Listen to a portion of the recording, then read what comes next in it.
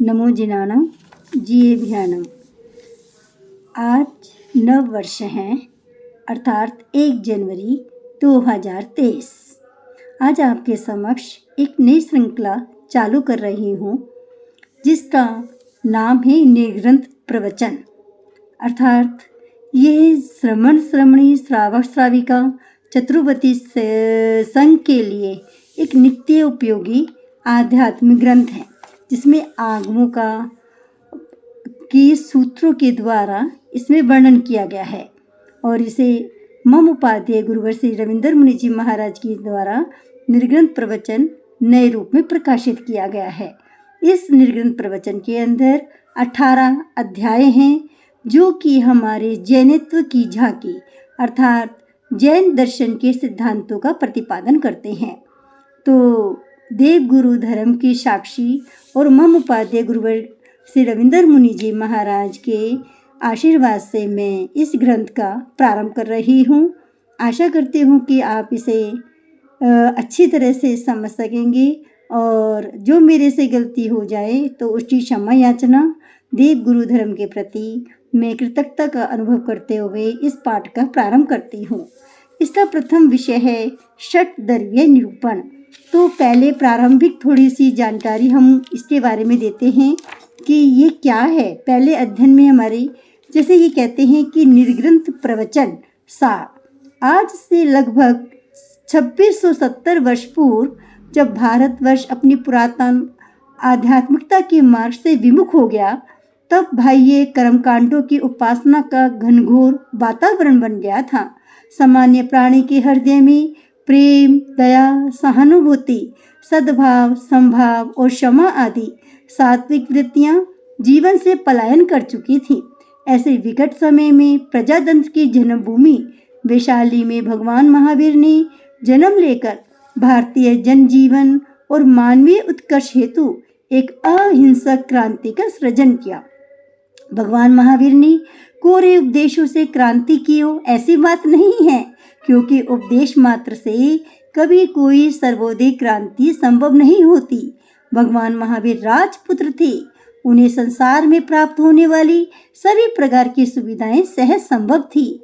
ऐसे में भी उन्होंने विश्व के उद्धार हेतु समस्त सुख भोगों को तिलांजलि देते हुए अरण्य की शरण में जाकर एक अकिंचन साधन जीवन जिया और साधना के गहरे निष्कर्षों के पश्चात जो दिव्य ज्ञान ज्योति उन्हें मिली उससे चराचर विश्व अपने वास्तविक स्वरूप में प्रतिभाषित होने लगा।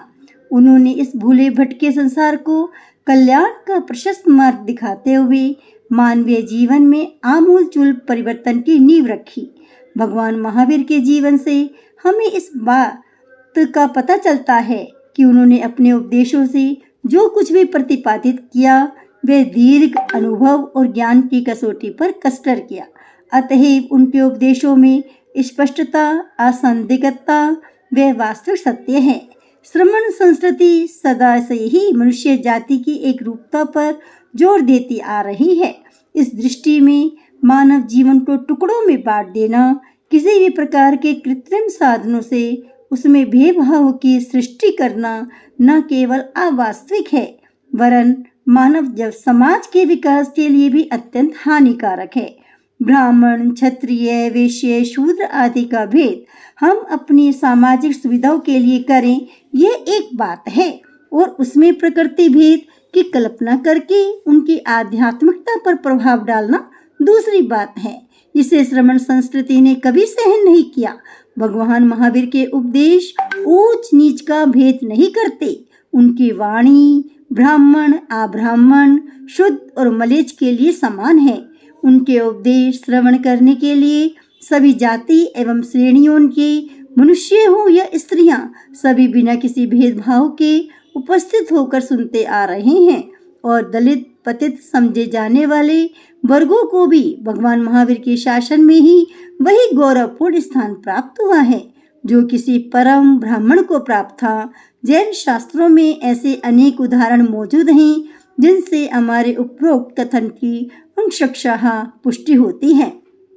श्रमण महावीर सर्वज्ञ थे। उनके उपदेश देश काल आदि सीमाओं से बंधे नहीं थे, वे सर्वकालीन थे, सार्वदेशिक है, सार्वजनिक हैं। आज भी सारा संसार रक्तपात से भयभीत होकर अहिंसा के मार्ग पर चलने हेतु उत्सुक हो रहा है। जीवन को संयमशील और आडंबरहीन बनाने की दिशा में आगे बढ़ रहा है। ऊंच नीच की काल्पनिक दीवारों को तोड़ने के लिए आज का युग उतावला है। यही महावीर प्रदर्शित मार्ग है, जिस पर चले बिना संपूर्ण मानव जाति का कल्याण संभव नहीं है।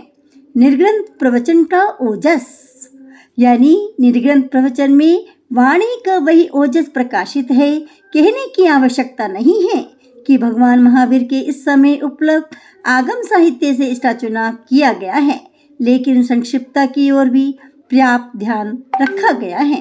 ये ठीक है कि भगवान महावीर ने आध्यात्मिकता में ही जगत कल्याण को देखा और उनके उपदेश को पढ़ने से स्पष्ट रूप से ऐसा प्रतीत होने लगा कि उनमें कूट कूट कर आध्यात्मिकता भरी हुई है।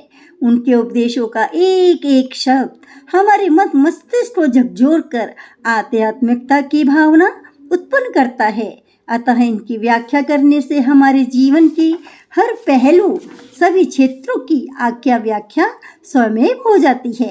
पाठक निर्ग्रंथ प्रवचन में यत्र तत्र इन विषयों की असाधारण झलक देख सकेंगे। ऐसा मेरा विश्वास है कि आज हमने थोड़ा सा भगवान महावीर के सिद्धांतों का प्रतिपादन किया, अर्थात उनके सिद्धांत सर्वकालीन है, सर्वदर्व क्षेत्रीय काल भाव के अनुसार वो आज भी हमारे ऊपर 100% खरे उतरते हैं और एक वैज्ञानिक प्रयोगशाला के अंतर्गत भी वो हर तर्क वितर्क से दूर होके सत्य की कसौटी पर हैं। और इन सिद्धांतों का हम कल प्रतिपादन करेंगे।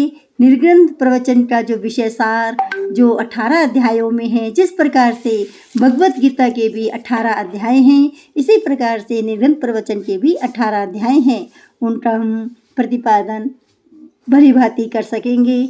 नमो जिनानम जिए भ्यानम, नमो जिनानम जिए भ्यानम।